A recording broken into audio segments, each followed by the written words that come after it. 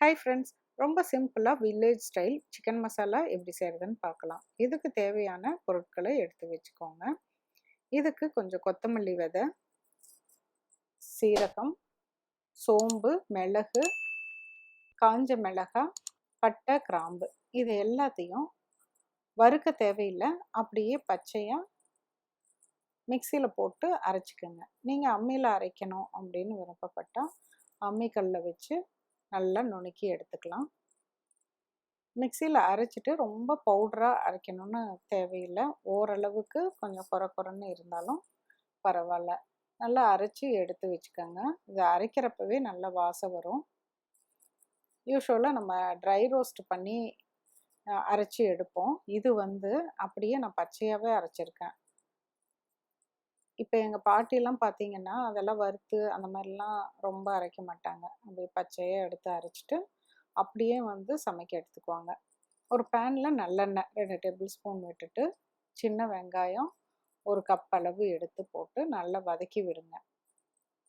சின்ன வெங்காயம் நல்லா வதங்கட்டும்.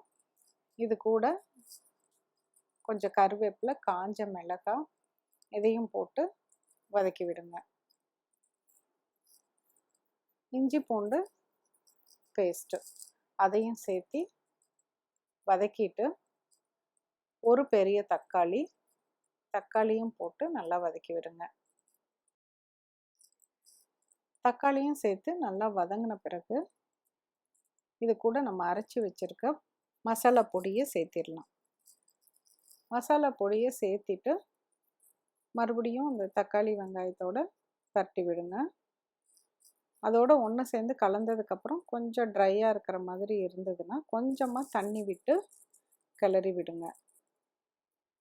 இப்போ நம்ம ரெடி பண்ணி வச்சுருக்க, அதாவது கழுவி கட் பண்ணி எடுத்து வச்சுருக்க சிக்கனை இதில் சேர்த்திக்கலாம்.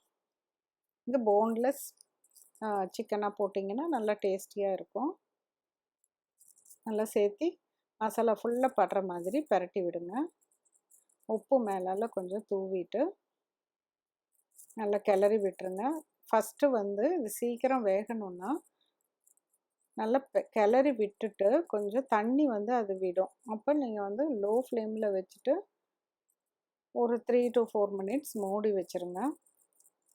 மூடி வச்சுட்டு அது நல்லா வேகட்டும். லோ ஃப்ளேமில் வைக்கலாம், இல்லாட்டி கொஞ்சம் மீடியம் ஃப்ளேமில் வைக்கலாம். ஒரு 3 to 4 மினிட்ஸ் வெந்ததுக்கப்புறம் இந்த அளவுக்கு லைட்டாக தண்ணி விடும். கொஞ்சம் நல்லா வேக ஆரம்பிச்சிருக்கு. இப்போ நம்மளுக்கு தேவையான அளவுக்கு, நல்லா வேகிறதுக்கு தேவையான அளவுக்கு ஒரு 3/4 டம்ளர் தண்ணியை ஊற்றிட்டு நல்லா கிளறி விட்டு மூடி வச்சுருங்க. அதுக்கப்புறம் ஒரு 10 நிமிஷம் நல்லா வேகட்டும். நல்லா வெந்து முடிஞ்சதுக்கப்புறம் நம்ம இப்போ ஓப்பன் பண்ணலாம். பாருங்கள், கொஞ்சம் திக்காக இருக்குது. இன்னும் நம்ம நல்லா கிரேவி திக்காக வேணும்னா நல்லா கிளறி இதெல்லாம் கொஞ்சம் லோ ஃப்ளேம்லேயே செஞ்சிங்கன்னா அந்த தண்ணி கம்மியாகி எண்ணெய் பிரிஞ்சு நல்லா டேஸ்டியாக வரும். பாருங்கள், இந்த அளவுக்கு வந்துடும். இது நம்ம சப்பாத்திக்கும் நல்லாயிருக்கும், வேறு ஏதாச்சும் ரைஸ்க்கு சைட் டிஷ்ஷாகவும் சாப்பிட்றதுக்கும் ரொம்ப டேஸ்டியாக இருக்கும். இந்த அளவுக்கு எண்ணெய் பிரிஞ்சு வர மாதிரி விட்டிங்கன்னா தான் டேஸ்ட்டு நல்லாயிருக்கும். அதனால் கொஞ்சம் பொறுமையாகவே இது பண்ணுங்கள். தேவையான இன்க்ரீடியன்ட்ஸ் லிஸ்ட்டு இதில் இருக்குது, உங்களோட ரெஃபரன்ஸ்க்கு யூஸ் பண்ணிக்கோங்க.